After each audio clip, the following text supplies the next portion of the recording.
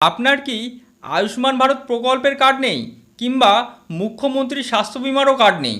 চিন্তায় পড়েছেন? এবার অসুস্থ হলে চিকিৎসা করবেন কি করে? বিমার আওতায় আপনি কিভাবে বা আসবেন নাকি আসবেন না? যদি বিমার আওতায় আসেন তাহলে কিভাবে আসবেন? যাবতীয় প্রশ্নের উত্তর রইল এই ভিডিওটিতে। তাই ভিডিওটি সম্পূর্ণ স্কিপ না করে প্রথম থেকে শেষ পর্যন্ত দেখতে থাকুন। একে সমস্ত ইনফরমেশন আপনাদের ভিতরে শেয়ার করব।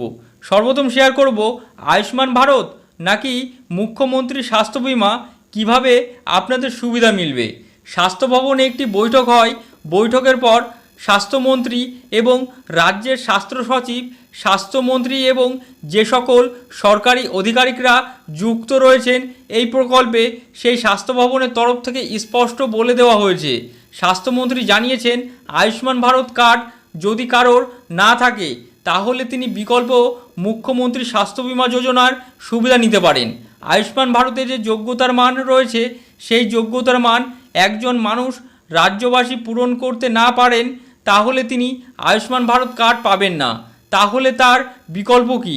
তার বিকল্প হচ্ছে তিনি মুখ্যমন্ত্রী স্বাস্থ্য যোজনা সুবিধা নিতে পারবেন। এটাই আয়ুষ্মান ভারতের মতো এক ধরনের নিয়মকানুন। একই ধরনের সুযোগ সুবিধা রয়েছে মুখ্যমন্ত্রী স্বাস্থ্য বিমা যোজনাতেও। পাওয়া যাবে গোটা পরিবারের জন্য এই সুবিধা। শেয়ার করব যদি আপনাদের কাছে কার্ড না থাকে তাহলে আপনারা কি করবেন সেই ধাপগুলি। স্বাস্থ্যমন্ত্রী জানিয়েছেন যে কোনো হাসপাতালে গিয়ে যদি আধার কার্ড নাম্বার দিলেই যথেষ্ট। আয়ুষ্মান ভারত বা মুখ্যমন্ত্রী স্বাস্থ্য যোজনা কার্ড যদি হাতে না থাকে হাসপাতালে গিয়ে আধার নাম্বার বলতে হবে। সেই আধার নাম্বারের মাধ্যমে চেক করে দেখে নেওয়া হবে ওই ব্যক্তি আয়ুষ্মান ভারত কার্ড আছে নেই। যদি না থাকে দেখা হবে মুখ্যমন্ত্রী স্বাস্থ্য বিমা যোজনায় তার নাম যুক্ত হয়েছে কিনা।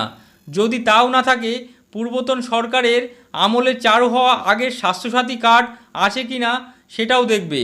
এই তিনটি প্রকল্পের মধ্যে যে কার্ড থাকবে সেই কার্ডে রোগীর ভর্তি নেওয়া হবে, এমনটাই স্বাস্থ্য ভবনের তরফ থেকে জানানো হয়েছে। কিন্তু অনেকেরই মনে প্রশ্ন আছে যে আয়ুষ্মান ভারত কার্ড বা মুখ্যমন্ত্রী স্বাস্থ্য বিমা যোজনা কার্ড বা পূর্বতন সরকারের স্বাস্থ্যসাথী কার্ড, এই তিনটি কার্ডের কোনো কার্ড যদি মানুষের কাছে না থাকে তখন তিনি কি করবেন।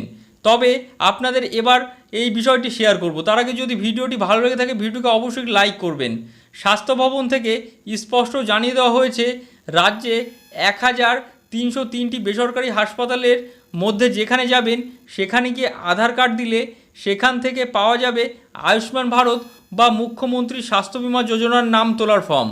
সেখানে গিয়ে সেই ফর্ম ফিল আপ করলে যা সরকারি নিয়ম আছে সেই সরকারি নিয়ম মোতাবেক পরীক্ষা নিরীক্ষা পর্বের পর কার্ড পেয়ে যাবেন। তাহলে বন্ধুরা, আয়ুষ্মান ভারত কার্ড বা মুখ্যমন্ত্রী স্বাস্থ্য বিমা যোজনা কার্ড যদি অ্যাপ্লাই না করে থাকেন এখনও পর্যন্ত অ্যাপ্লাই করে দিন।